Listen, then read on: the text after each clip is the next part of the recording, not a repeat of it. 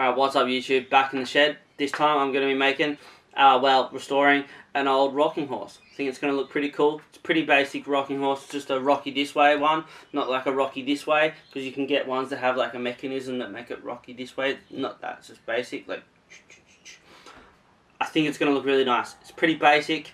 Picked it up from Gumtree for 15 bucks. It's in decent condition. Like, I could have sanded it up, but I decided to go a little bit further. But if you want to stick around and see what I did, that'd be really cool.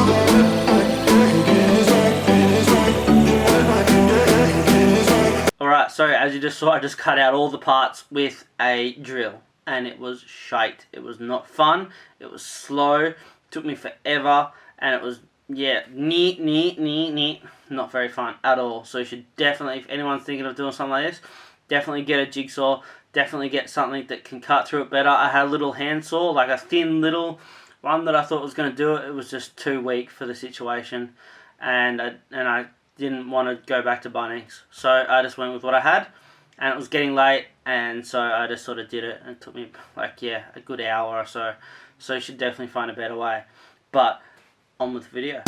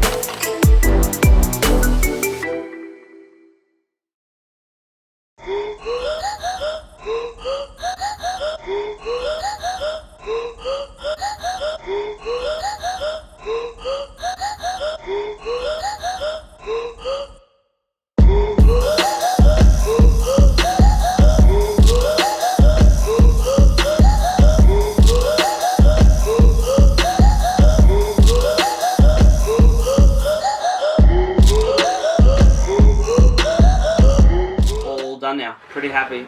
Definitely probably should have spent a bit more time on that, but there's a little bit of bleeding through the black and the red, but overall I think it turned out pretty nice, and I didn't worry about going too crazy on the sanding. I just went to 240, smoothed it all out, sanded it up, and gave it a light coating of beeswax, just so that it had a bit of protection, but it wasn't so pristine that kids would feel like it would get marked and stuff, because it's going to go to a play group that I try to make it to, and my wife goes to a lot with the boys, but I try to make it when I can. And so they've been wanting a rocking horse for a while, and so one of the ladies that runs it asked if I'd keep my eye out, and I haven't told them yet, but I'm going to surprise them and turn up with this thing. Hopefully they like it. Yeah, I think they will.